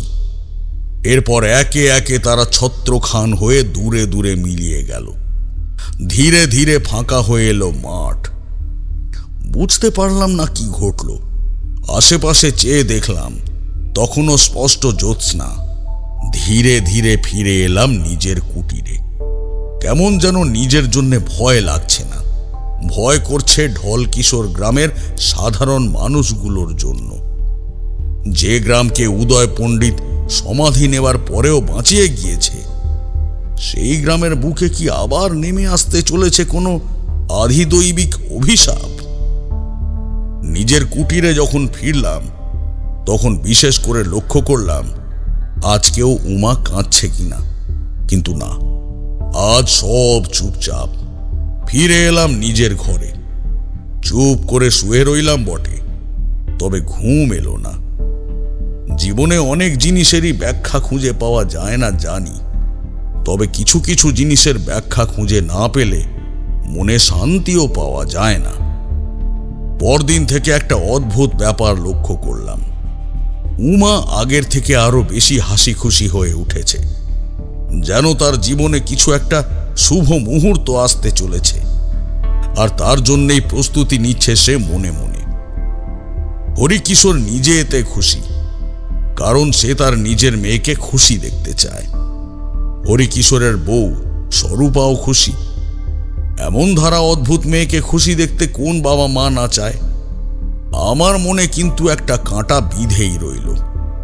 সেদিন দুপুরে কি মনে করে কাউকে কিছু না বলে বেরিয়ে পড়লাম। উদাস মনে ঘুরতে ঘুরতে আদিনাথের চাতানের দিকে চলে এলাম। সেই সুন্দরী ধলেশ্বরীর উৎসস্থল, মিঠা জলের অফুরন্ত ধারা। সেই ধারার একটা বয়ে যায় আদিনাথের চাতানের উপর দিয়ে। একটা জিনিস এবার আমার নজর কাড়ল। যে ধারাটা ঠিক চাতানের উপর দিয়ে যায়, তার পাশে আমি বরাবরই সবুজ ঘাসের বন দেখে এসেছি, কিন্তু এখন যেন দেখলাম তার মধ্যে একটা নতুন লতা, আর তার মধ্যে অদ্ভুত এক সোনালি আর বেগুনি রঙের ফুল ফুটেছে। ফুলগুলো দেখতে একটু অদ্ভুত। সাধারণত দেখলে বেশ নজর কাড়ে হঠাৎ করে, কিন্তু একটু ভালো করে দেখলেই বোঝা যায় প্রত্যেকটা ফুলের আলাদা আলাদা গঠন আছে। সেই ক্ষুদ্র ক্ষুদ্র সোনালি বেগুনি ফুলগুলো যেন কিসের একটা আকৃতি বহন করে। ঝুঁকে পড়ে আমি দেখতে লাগলাম। কোনোটার মাথার উপর দিয়ে বেরিয়ে রয়েছে দুটো একেবারে সূক্ষ্ম প্রজাপতির সুঁড়ের মতো সুঁড়, কোনোটার আবার মাথার উপর দিয়ে বেরিয়ে আছে একটা পাতলা সুঁড়, কোনোটার কান যেন দুদিকে ফালা হয়ে বেরিয়ে গেছে, আর সেগুলো হাওয়ায় দুলছে। এমন অদ্ভুত ফুল তো কোনোদিনও দেখিনি। চাতানের দিকে চাইলাম। সিঁদুরের প্রলেপ দেওয়া শুষ্ক একটা খারাপ পাথর এতদিন দেখে এসেছি, আজ দেখলাম সেটাকে জড়িয়ে হলুদ হলুদ ফুল ফুটেছে। সেই ফুলগুলো মৃদুমন্দ বাতাসে দুলছে, কেমন যেন খুশি মনে হচ্ছে চারপাশ। কিন্তু এই আনন্দ আয়োজন কিসের জন্য? কোন হাড়হিম রহস্য লুকিয়ে রেখেছে এই চাতান তার বুকের ভিতর? পাথরের রহস্য পাথরের বুকেই রয়ে যায় আজীবন, কিন্তু কখনো কখনো সেই রহস্য রূপ ধরে হাজির হয় মানুষের সমাজে। তার ঠিক দুদিন পর থেকে অদ্ভুত আচরণ শুরু করলো উমা। হরিকিশোর এসে সেদিন সকালে আমাকে জানালো উমা রাতের বেলায় আবার দরজা খুলে বেরিয়ে যেতে চেয়েছিল। আগের রাতে অদ্ভুত কোনো কারণে ঘুম জড়িয়ে ধরেছিল আমার দুই চোখে, তাই আমি কিছু টের পাইনি। সজাগ হরিকিশোর ঠিক সময় ধরতে পেরে বাঁচিয়ে নেয়। হরিকিশোর আমার ঘরের দরজা বন্ধ করে বসেছিল খাটিয়ার পাশে মেঝেতে। আমি জিজ্ঞেস করলাম, কোন দিকে যাচ্ছিল উমা? হরি আঙুল তুলে দেখিয়ে দিল সামনের দিকে, অর্থাৎ শাল বনের দিকে। বুকটা কেমন করে উঠল। বললাম, আজ রাতে তোমরা যখন ঘুমোবে আমি এই বাড়ির চারিদিকে একটা উপাচার করে দেব, তারপর আশা করি বাড়ি থেকে বেরোনোর পথটা বন্ধ করা যাবে। হঠাৎ আশাহীন চোখে আশা ফিরে এলো হরিকিশোরের। সে আমার দুখানা হাত চেপে ধরে বলল, পারবেন ঠাকুর, আপনি পারবেন? ঘাড় নেড়ে সম্মতি জানালাম। সম্পূর্ণ দিন নজর রাখলাম উমার প্রতি। দিনের বেলায় কোথাও কোনো বেচালের লক্ষণ নেই, তবে সূর্য নামার সঙ্গে সঙ্গে সে সেই যে নিজের ঘরে গিয়ে বসল, তারপর আর বেরোলই না। আমরাও নিজেদের মতো রাতের খাবার খেয়ে নিজেদের আশ্রয়ে গেলাম। তবে আমি ঘুমোলাম না। ধীরে ধীরে কমতে শুরু করেছে চন্দ্রালোক। চন্দ্রালোকের জীবেরা এই নিভন্ত আলোতে ঢলকিশোর গ্রামের শালগাছের জঙ্গলে নেমে আসে কিনা জানি না। তারা যে কারা তাও ঠিক জানি না। শুধু জানি হরিকিশোরের অতিথি হয়ে উমার প্রতি আমার একটা দায়িত্ব রয়েছে। ততদিনে মুর্শিদাবাদের এক গুরুর থেকে হাতে লেখা এক পুঁথি জোগাড় করেছি। তাতে তন্ত্রের নানান মন্ত্রাবলী লেখা ছিল। সেখানে খুলে বাইরের আলোয় চোখ রাখলাম। কয়েকটা পাতা উল্টানোর পরেই ঠিক জায়গাটায় চোখ পড়ল। একেবারে উপাচার সমেত মন্ত্র লেখা রয়েছে। হাট চলতে খাট বন্দি, বন্দি ঘর বাড়ি। স্বর্গরাজ ইন্দ্রবন্দি, বন্দি মাতা বাসুকি। বান মারি শিকল জড়ি, শিকল বন্দি শিকল তরি। গাছ মারি মাছ মারি, আপদ বিপদ মন্ত্রে ঝাড়ি। আগু পিছু সবে বন্দি, সব দেব দেবী বন্দি। আগু বন্দি পিছু বন্দি, বাঁয়ে বন্দি ডায়ে বন্দি। বন্দি সবর মহাদেব, বন্দি নকুল সহদেব। যক্ষ রক্ষ ভূত প্রেত, ডাকু চোর যা রেখে। এই গৃহেতে ঠাঁই নাই, যো করে ক্ষতি আমার সো যায় ছারখার। উপরোক্ত মন্ত্রে এক মুঠি ধুলি হাতে লইয়া অভিমন্ত্রিত করত, গৃহের চারিদিকে ছড়াইতে হইবে। এইভাবে 7 বার 7 মুঠি ধুলি অভিমন্ত্রিত করিয়া গৃহের চারিদিকে ছড়াইতে হইবে। ইহাতে গৃহে ভূত প্রেত অপদেবতা কিংবা চোর ডাকাত প্রবেশ করিতে পারিবে না, এবং গৃহ হইতে নিশি ডাক বা রাত্রি পলায়ন জাতীয় ব্যাধিও দূর করা যাইবে। ব্যাস, চুপচাপ বাইরে বেরিয়ে এক মুঠো ধুলো নিয়ে মন্ত্র পড়তে পড়তে পুরো বাড়ির চারিদিকে পাক খেতে লাগলাম। 7 বার প্রদক্ষিণ করার কথা। 6 নম্বর বারের প্রদক্ষিণটা করছি, হঠাৎ মনে হলো আমার পিছনে যেন কোথাও আগুন লেগেছে। অথচ জানি পিছন ফিরে দেখা মানা। স্পষ্ট মনে হলো একটা আগুনের গোলা যেন আমার পিছু করছে, কিন্তু আমি এগোতেই থাকলাম। হঠাৎ মনে হলো একটা কণ্ঠ আমার খুব চেনা। সঙ্গে সঙ্গেই আমার বুকটা কেঁপে উঠল। আবার কাঁদছে উমা, আর সে কি কান্না! আমি অনেক মানুষের কান্না শুনেছি, তবে সেরকম প্রাণ গলিয়ে দেওয়া কান্না আমি কোনো দিন শুনি। যেন সহস্র বছর ধরে বন্দিনী করে রাখা হয়েছে কোনো এক নারীকে তার ইচ্ছার বিরুদ্ধে। যেন সত্যিকারের সেই কৈলাসবাসিনী উমা কাঁদছে আজ। মনটা বড় বিচলিত হলো। অজান্তেই থমকে দাঁড়ালো পা। মুহূর্তে ভুলে গেলাম মন্ত্র, আর সঙ্গে সঙ্গেই চমকে দেখলাম আমার সামনে দাঁড়িয়ে আছে একটা বিরাট উঁচু শাল গাছ। একি, এটা তো একটু আগেও ছিল না। অবাক হয়ে লক্ষ্য করলাম সেই বিশাল বপু শাল গাছ গম্ভীর কণ্ঠে বলছে, আমি এই জঙ্গলের দেবতা কুরুপিরা, প্রতিশোধ চাই আমার। তোরই মতন এক শয়তান তান্ত্রিক নিজের জীবন দিয়ে বাঁচিয়ে গেছে এদের, তবুও হুঁশ হয়। নিজেদের স্বার্থে এরা জঙ্গল কাটে, পশু পাখি মারে। ঈশ্বরের নিয়মে যার যতকাল বাঁচার সময়, তার আগে এই মানুষটার নিজের স্বার্থে কাজে লাগায় তাকে, ফলে তার জীবন মৃত্যু সম্পূর্ণ হয় না। এভাবেই সেই সব জীব, অর্ধেক মানুষ আর অর্ধেক পশু পাখি, ফুল পাতা হয়ে জীবন ধারণ করছে। জীবনের সম্বন্ধে কতটা তোরা জানিস? জীবন শুধুমাত্র এই কটা মানুষের সুখ দুঃখ আর স্বার্থপরতা নিয়ে নয়। জীবন যেমন তোদের, তেমনি গাছপালা ফুল পাখি সকলে। মৃত্যু আসছে, মৃত্যু মৃত্যু ফাঁদ গ্রাস করবে সকলকে। বাঁচাতে পারবি না তারানাথ, বাঁচাতে পারবি না।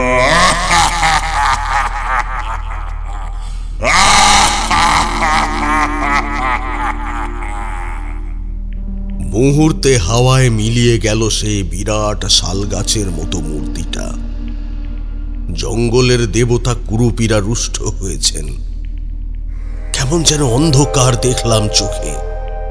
অনুভব করলাম চারপাশে আবার আগের মতো নীরবতা, একেবারে নীরব নিশুতি।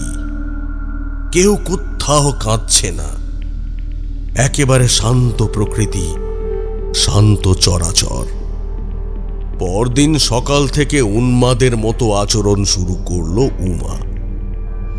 হরিকিশোর আমার কাছে এসে হত্যে দিয়ে পড়ল। ঠাকুর বাঁচান আমার মেয়েটাকে, আমি বুঝতে পারছি না কি ঘটছে। বুঝতে তো আমিও পারছি না হরিকিশোর। তুমি শুধু আমাকে বলো যে কুরুপিরা কি তোমাদের আরাধ্য দেব? একেবারে ফ্যাকাশে মুখে হরিকিশোর জিজ্ঞেস করল। নামটাই তো আপনার কাছে প্রথম শুনলাম। এরপর তাকে আর কিছুই বলা যায় না, সুতরাং চুপ করে থাকলাম। বাইরে ক্রমাগত শুনে যেতে লাগলাম সেই সুন্দরী শান্ত উমার রণচণ্ডী হুঙ্কার। মনে মনে প্রমাদ গুনলাম, কিন্তু জানতাম না যে কি ভয়ানক বিভীষিকা অপেক্ষা করে রয়েছে আমার জন্য। তারানাথ গল্প থামিয়ে নিঃশ্বাস ফেললেন। বুঝলাম আরও একটা সিগারেটের দরকার হয়েছে ওর। কিশোরী আজকে একটাও ফোড়ন কাটেনি, তবে গল্প থামাতে সে এবং আমি দুজনেই বেশ উসখুস করে উঠলাম। তারানাথ সিগারেট জ্বালিয়ে কিশোরীর দিকে চেয়ে বললেন, মৃত্যু ফাঁদ বোঝো কিশোরী? কিশোরী ঘাড় নাড়লে। তারানাথ হেসে বললেন, চেষ্টা করলে মৃত্যু ফাঁদ ব্যাপারটা বুঝতে পারো।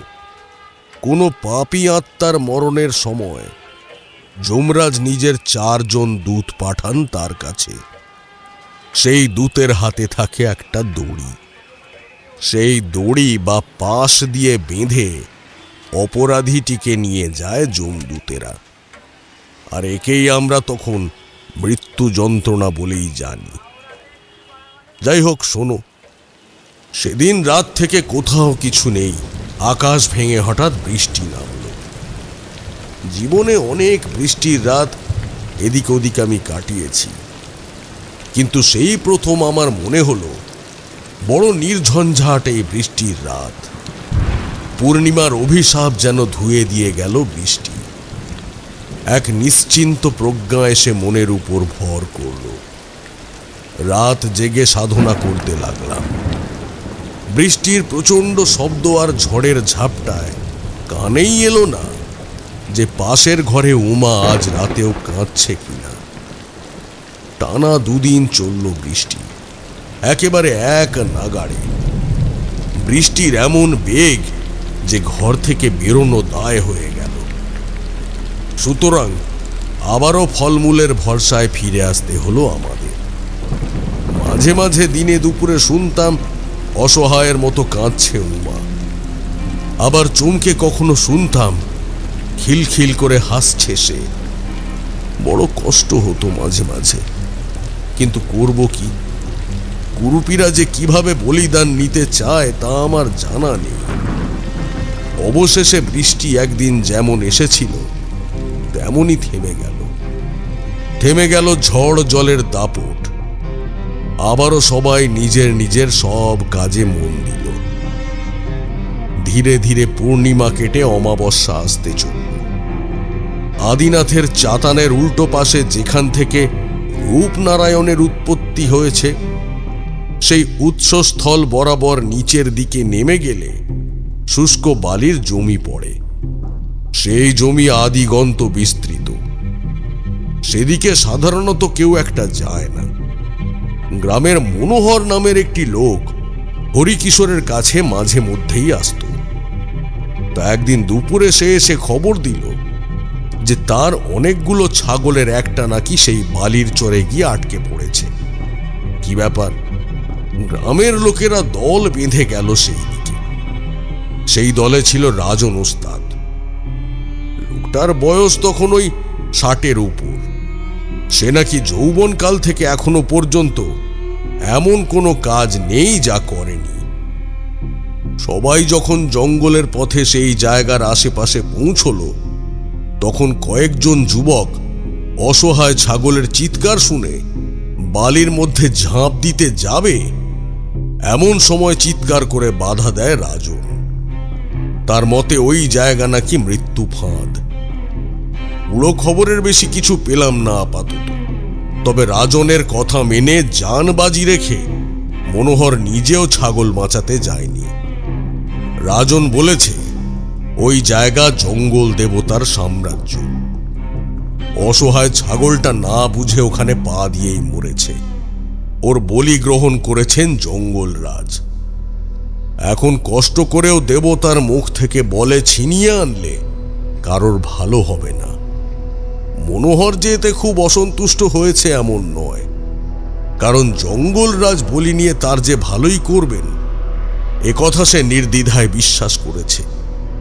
কিন্তু যা বিশ্বাস করতে পারলাম না আমি, তা হলো ওই স্থানটায় সত্যি জঙ্গল দেবতার বাসস্থানের ব্যাপারে অন্য কিছু কি রহস্য আছে।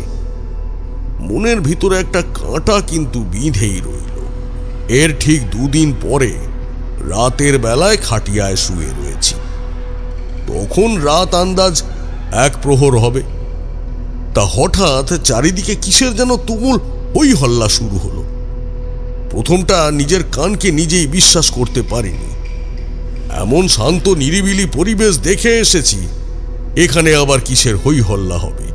কিন্তু কয়েক মুহূর্ত পরে ভ্রম ভাঙল। এক পাল লোক যেন ত্রাহি ত্রাহি করে ছুটে আসছে এই দিকে। দরজা খুলে ছুটে বেরোলাম বাইরে, আর সঙ্গে সঙ্গে চমকে উঠলাম। আর এই চমকানোটা সত্যিকারের চমকানো। ঠিক যেমন হঠাৎ করে সামনে একটা বিশাল বাঘকে ওত পেতে থাকতে দেখলে মানুষের অবস্থা হয়, ঠিক তেমন। গ্রাম উজাড় করে সমস্ত মানুষ ছুটে আসছে এই দিকে, আর তাদের পিছনে যেন অজস্র পিপিলিকার মতো ছুটে আসছে কারা। ঠিক কারা যে পিছনে ধাওয়া করে আসছে সেটা বুঝতে পারলাম না। আমি কিংকর্তব্য বিমূঢ় হয়ে দাঁড়িয়ে রয়েছি। এমন সময় ধড়ফড় করে দরজা খুলল হরিকিশোর। কাঁদতে কাঁদতে সে এসে আমার পায়ে পড়ল, আর অদূরেই হাউ হাউ করে কাঁদতে লাগলো তার স্ত্রী। ঠাকুর, ঠাকুর উমা নেই।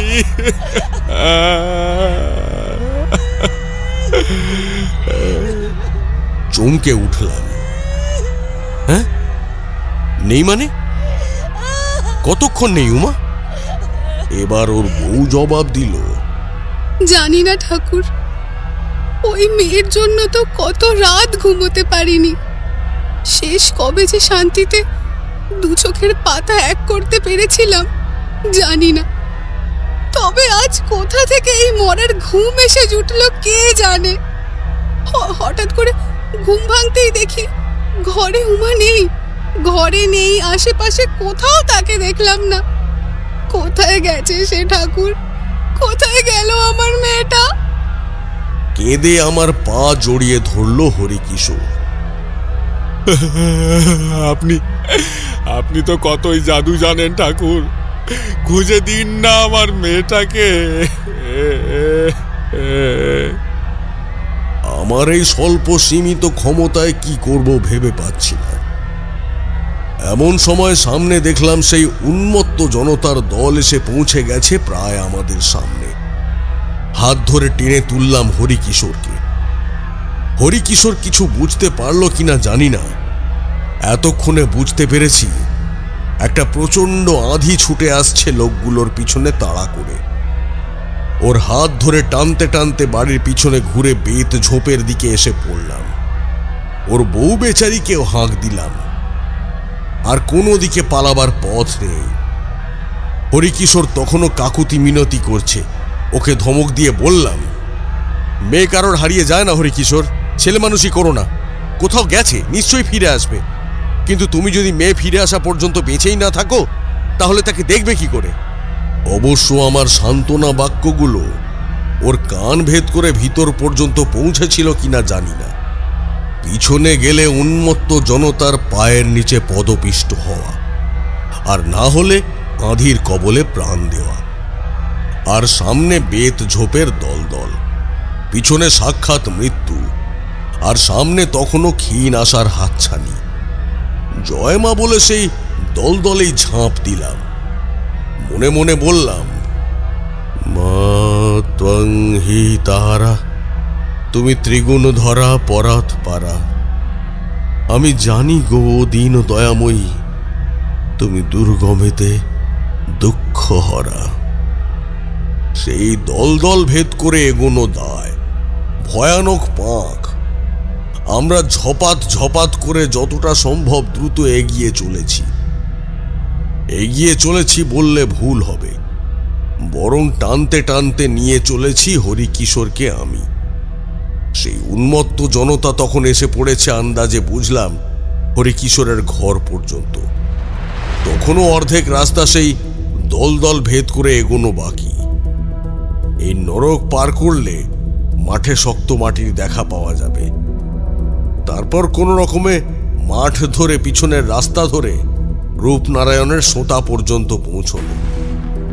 আমরা এগোতে এগোতে ভুলে গেছিলাম হরিকিশোরের বউয়ের কথা।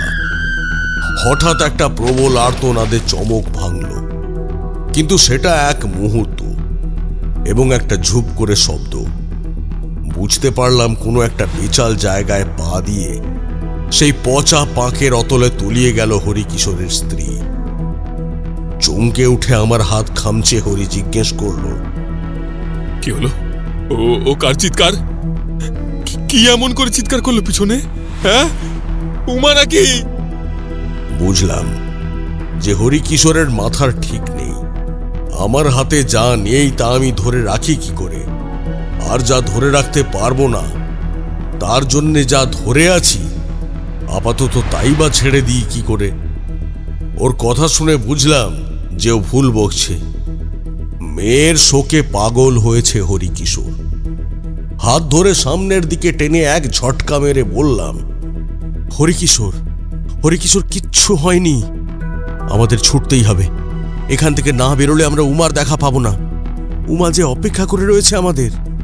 সেই বেত ঝোপ আর পচা পাঁকের দলদল আর নিকষ কালো অন্ধকারের মধ্যেও স্পষ্ট অনুভব করলাম জীবনের সমস্ত আশা ভরসা এক জায়গায় করে আমার দিকে মুখ তুলে তাকিয়ে আছে হরিকিশোর। ওর চোখের দিকে চোখ মেলানোর সাহস হলো না। শরীরের সমস্ত ক্ষমতা এক করে ওর হাত ধরে শেষ হ্যাঁচকা টানটা দিয়ে ওকে তুলে ফেললাম মাঠের ডাঙায়। তারপর ছুট।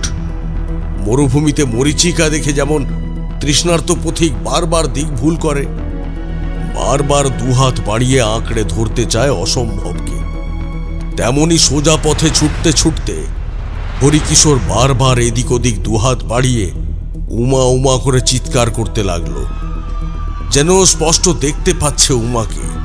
কিন্তু আমি বেশ বুঝেছি এ গুরুপীরার অভিশাপ। আর কিছুটা এগিয়েই অবশ্য থমকে দাঁড়াতেই হলো। এবার সত্যিকারের বুকের রক্ত হিম হয়ে এলো। দেখলাম কতগুলো লোক এদিক থেকেও ত্রাহি ত্রাহি করে ছুটে আসছে, আর তাদের পিছনে ছুটে আসছে যেন একটা গোটা জঙ্গল। ছুটে আসছে পশু পাখি, জঙ্গলের গাছের দল, সবাই যেন হাওয়ায় ভেসে আসছে। এক একটা দৈত্যের মতো বিরাট বিরাট গাছ হাওয়ায় ভেসে এসে চাপা দিয়ে মারতে চাইছে মানুষের দলকে। দাঁত নখ বার করে হিংস্র জানোয়ারগুলো তাদের লেলিহান জিহবা লক লক করে ছুটে আসছে অসম্ভব রক্ত তৃষ্ণায়। আর আকাশ বাতাস তীর্ণ করে হা হা করে আসছে কুরুপীরা। ছায়া ছায়া রাত, তবু স্পষ্ট দেখলাম সেই নৃশংসতা। গাছ আর জানোয়ারের দল চোখের সামনে হাওয়ায় উড়ে এসে ঝাঁপিয়ে পড়ল মানুষগুলোর উপর। প্রাণ বিদারক আর্তনাদ করতে করতে মুহূর্তে শেষ হয়ে গেল সবাই। সেই অতিকায় অপ্রাকৃত জীবগুলো তাদের বিরাট বিরাট দাঁত বার করে খামচে চিবিয়ে খেতে লাগলো জ্যান্ত মানুষগুলোকে। চামড়ার চোখে দেখা যায় না সেই নারকীয়তা। অবশ্যই এই নারকীয়তা প্রকৃতির প্রতিদান। আমাদের প্রতি মুহূর্তের অমানবিক উল্লাস আজ ফিরিয়ে দিচ্ছে প্রকৃতিরাজ। আমাদের সামনে বাঁচার পথ বলতে ওই একটাই ছিল। বাকি যে পথটা, সেই পথটা নিয়ে গেছে রূপনারায়ণের সেই স্থানে যেখানে সেদিন সেই অসহায় ছাগলটা মারা পড়েছিল, অর্থাৎ জঙ্গল দেবতার রাজ্য। কথাতেই আছে, যতক্ষণ শ্বাস ততক্ষণ আস। মনে ইষ্ট দেবতার নাম নিতে নিতে হরিকিশোরের হাত ধরে টান দিলাম। ওর বোধহয় জ্ঞানও নেই, কি দেখেছে কি বুঝছে কিছুই জানা নেই। ছুটতে ছুটতে অবশেষে মরা চাঁদের আলোয় এক সময় লক্ষ্য করলাম রূপালী রূপনারায়ণের চর। আর সঙ্গে সঙ্গে শুনলাম প্রচন্ড তীক্ষ্ণ কণ্ঠের এক আর্তনাদ। একটা মেয়ে যেন প্রচন্ড কষ্টে কাঁদছে আর ডাকছে, বাবা, আমায় বাঁচাও বাবা, আমায় বাঁচাও, আমি যে আটকে রয়েছি এখানে, আমায় বাঁচাও বাবা। আমিও বুঝতে পেরেছিলাম সেই আর্তনাদ কার, কিন্তু মুখ ফুটে কিচ্ছুটি বলিনি। তবুও আটকে রাখা গেল না হরিকিশোরকে। সে চিৎকার করে বলে উঠল, উমা, মা আমার, আমি আসছি রে মা, আমি আসছি। বাধা দিতে গেলাম হরিকিশোরকে, কিন্তু আমার হাত ছাড়িয়ে নিয়ে সে নিয়তির ডাকে সাড়া দিয়ে ছুটতে শুরু করলো সামনের দিকে। আমি ছুটতে লাগলাম ওর পিছনে, চিৎকার করতে লাগলাম, হরিকিশোর দাঁড়াও, দাঁড়াও হরিকিশোর। কিন্তু কে কার কথা শোনে? সেই পৈশাচিক দানব তখন হাসছে তার গগনভেদী অট্টহাসিতে। আমি মনে মনে জপ করছি মায়ের নাম। হঠাৎ মনে হলো পায়ের নিচে ধরণীর উত্তাপ যেন বৃদ্ধি পাচ্ছে। প্রথমে চারপাশের জগৎ সংকুচিত হয়ে আসে ক্রমশ, যেন কুয়াশা করেছে। হঠাৎ করে 4 হাত দূরের দৃশ্য চোখে পড়া বন্ধ হয়ে গেল। সুতরাং আর দৌড়াতে পারলাম না। কিছুটা চেষ্টা করেও মনে হলো পায়ের নিচের বালি যেন ক্রমশ ধসে যাচ্ছে, আর উত্তাপ বৃদ্ধি পাচ্ছে আরো বেশি করে। খালি পা, তাই যতটা সম্ভব বাঁচিয়ে বাঁচিয়ে লম্বা লম্বা পা ফেলে হেঁটে চলতে লাগলাম। কিন্তু কিছুক্ষণ পরেই মনে হতে লাগলো যেন রাতের রূপনারায়ণের চর হয়ে উঠেছে কোনো রোদ জ্বলা বিরাট বালির মরুভূমি। পায়ের নিচে বালির উত্তাপ এমনই হয়ে উঠল যে আর দৌড়ানো যায় না, এগোনোই যায় না। আর ঈশ্বরের নাম নিতে লাগলাম, ঈশ্বরের কাছে প্রার্থনা করতে লাগলাম, কিন্তু কোনো ফল হলো না। একটা সময় অবাক হয়ে লক্ষ্য করলাম প্রকৃতির লীলা খেলা। আমার সামনে কিছুটা দূরে শুকনো বালির বুকে জ্বলে উঠল আগুন। সেই আগুন যেন স্পষ্ট বিভেদ করে দিল আমার আর ওদের মাঝে, যেন আমার প্রবেশ অধিকার নেই সেখানে। আমি শুধুই দর্শক। আজ কেটে গেল কুয়াশা, সংকুচিত হয়ে আসা প্রকৃতি আবারও নিজের রূপ ধরল, স্পষ্ট হয়ে উঠল সবকিছু। আর তার মধ্যেই আমি অবাক হয়ে লক্ষ্য করলাম আমার থেকে কিছুটা দূরেই বালির মধ্যে কোমর পর্যন্ত গাঁথা অবস্থায় দাঁড়িয়ে রয়েছে উমা। আর তার ঠিক কয়েক হাত দূরেই কোমর পর্যন্ত বালিতে ঢুকে গিয়ে অসহায়ের মতো দুহাত ছুঁড়ছে হরিকিশোর। দু চোখ বেয়ে জল এলো। বাবা মেয়ের দিকে আর মেয়ে বাবার দিকে তাকিয়ে চিৎকার করছে, কিন্তু কেউ কারোর সাহায্য করতে পারছে না। ঠিক যেমন কোনো অসহায় পশুর থেকে তার মাকে ছিনিয়ে নিয়ে গিয়ে হত্যা করি আমরা। মা আর তার সন্তান দুজনেই পরস্পরের দিকে তাকিয়ে থাকে মৃত্যুর আগে পর্যন্ত, কিন্তু কেউ কারোর সাহায্য করতে পারে না। আজ সেই খড়গ হাতে তুলে নিয়েছে প্রকৃতি, কারোর কিচ্ছু করার নেই। পিছন থেকে যে কলরব ভেসে আসছিল তাও ধীরে ধীরে মিলিয়ে গেল। বুঝলাম যারা পালাতে চেয়েছিল আঁধির হাত থেকে, তাদের মধ্যে একটা প্রাণীও আর বেঁচে নেই। ক্রমে দেখলাম উজ্জ্বল হয়ে উঠেছে আকাশ।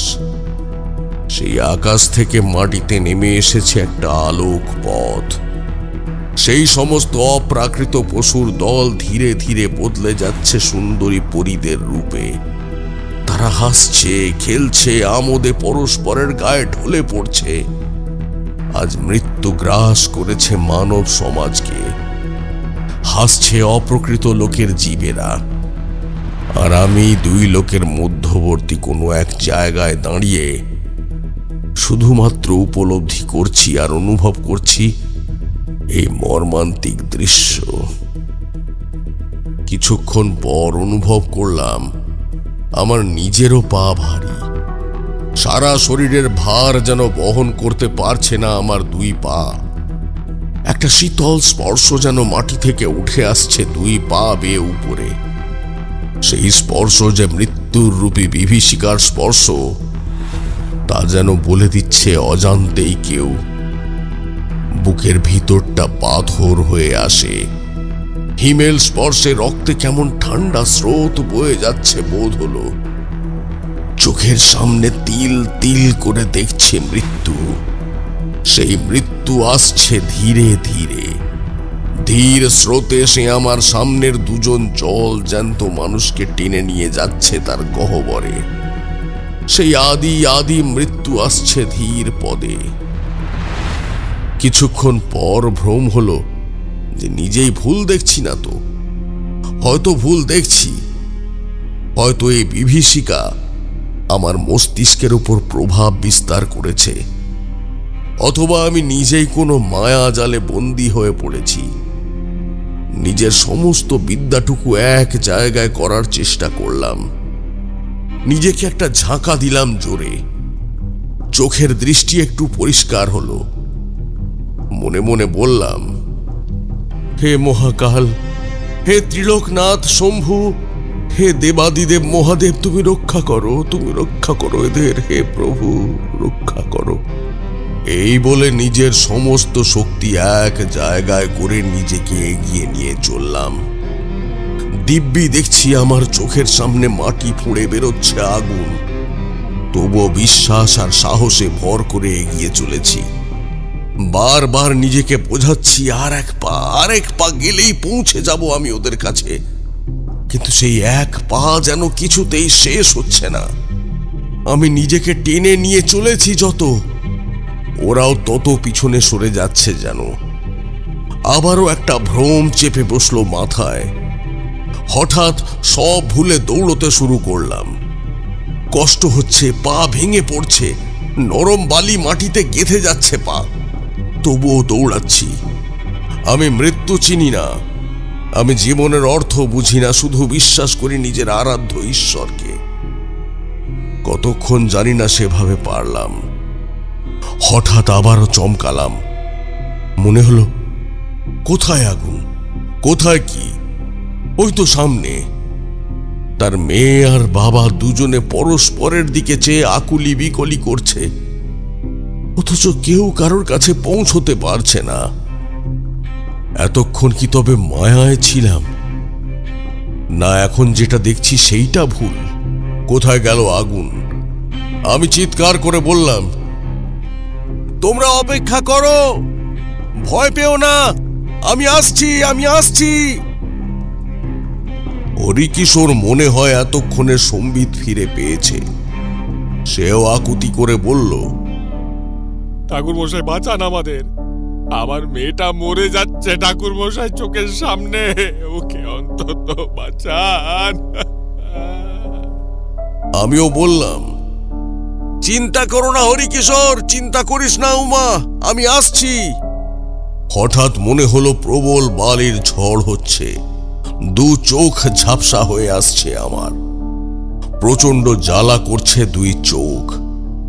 উমা আবার উচ্চারণ করলো, তবে এবার কিছুটা ক্ষীণ গলায়, আমি তলিয়ে যাচ্ছি ঠাকুর মশাই, আমায় বাঁচান, বাঁচান আমায়। কেমন একটা অসহায়তার সুর ওর গলায়। বুকটা কেঁপে উঠল।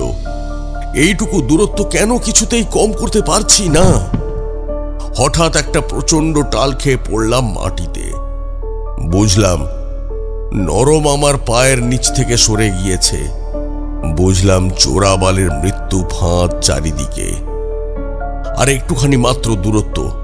হাত বাড়িয়ে দিলাম আমি, চিৎকার করে বললাম, ধরে ফেলু মা, ধর। কিন্তু তার বদলে কেমন ফ্যাল ফ্যাল করে চেয়ে রইল মেয়েটা। তার চোখে যেন নেমে এসেছে অসম্ভব ক্লান্তি। পিছনে কুরুপিরার পৈশাচিক কণ্ঠ শুনলাম। প্রাণভেদী অট্টহাসিতে তার দিগন্ত কেঁপে উঠল, মাটিও কেঁপে উঠল। পারবে না, এই মৃত্যু ফাঁদ থেকে কারোর রক্ষা নেই। পাপ কাউকে ছাড়ে না, কর্মফলের আবর্ত থেকে মুক্তি নেই কারোরই। আমি চিৎকার করে বললাম, বাঁচাবো, আমি বাঁচাবই। আর ঠিক সেই মুহূর্তেই আমার আর উমার মাঝখানের মাটিটা হুট করে ধসে গেল। আর সবকিছুর সাথে একেবারে হুড়ুমুড় করে তলিয়ে গেল উমা আর হরিকিশোর পাতালের গহ্বরে। আমি হাত বাড়িয়ে দিলাম, কিন্তু হাত আমার শূন্যে ঝুলে রইল। একটা পৈশাচিক অট্টহাসি তখন চরাচর কাঁপিয়ে দিচ্ছে। উমা তলে তলিয়ে যেতে যেতেও আশা ছাড়েনি সে এই জীবনের। অতল লোকের অজানা অজ্ঞাত অন্ধকার জগৎ থেকে তার শেষ চিৎকারখানি আমার আজও বুকে বাজে।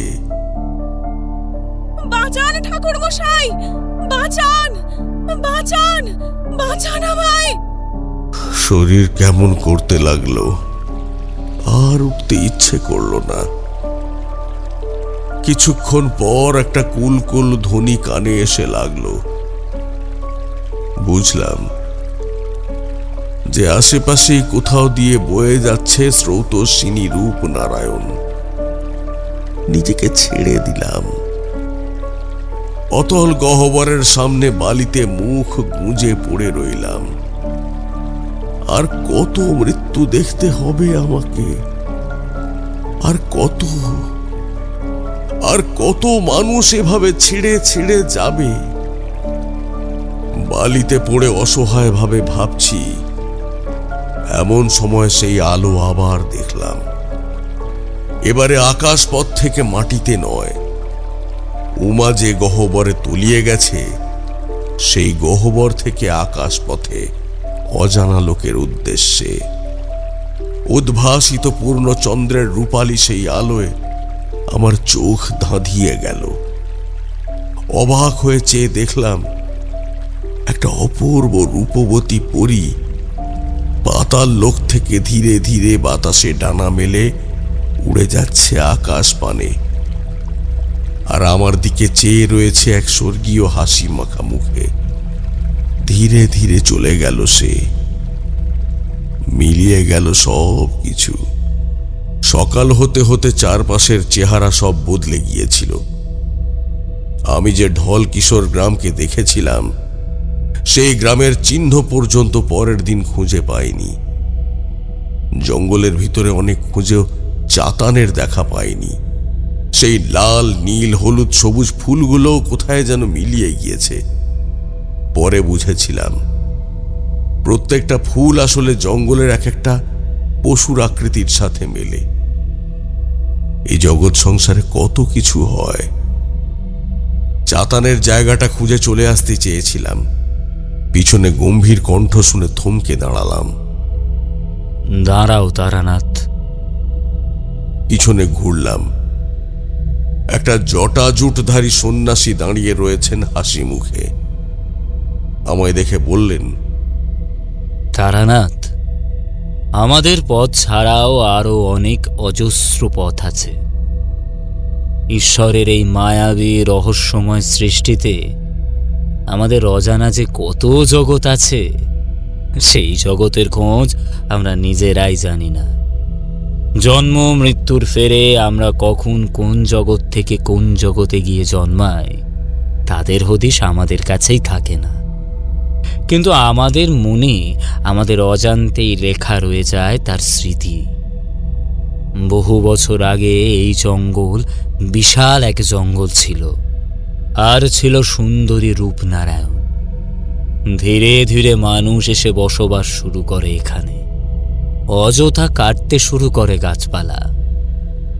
কিন্তু তারা তো জানতো না যে এই জঙ্গলের প্রত্যেকটা গাছ, প্রত্যেকটা পশু প্রাণী মায়াবী। দিনের বেলায় তারা সাধারণভাবে থাকলেও রাতের বেলায় তারা হয়ে উঠত মায়াবী পরী। তারা নিজেদের মধ্যে লীলা করত। মানুষের চোখে কোনোদিন এসব ধরা পড়েনি বলে মানুষ তার স্বাভাবিক নিয়মেই এদের সংহার করেছে। আসলে এরা কেউই এই লোকের প্রাণী নয়। এ সমস্ত সৃষ্টি যেমন মহামায়ার অধীন, তেমনি প্রত্যেকটা ব্রহ্মাণ্ড আলাদা আলাদা করে এক উপদেবতা নিয়ন্ত্রণ করে। এই পরিদের উপদেবতার নাম কুরুপিরা। কুরুপিরা যে এতে রুষ্ট হয়েছিলেন বলাই যায়। কুরুপিরা অনেক চেষ্টা করেও থামাতে পারেনি মানুষদের। শেষ পর্যন্ত তার নিজের দলের লোকেদের জন্ম দেয় মানুষের ঘরে। ওই উমাও তেমনি। অবশেষে সে নিজেই এসে নিয়ে গেল সবাইকে।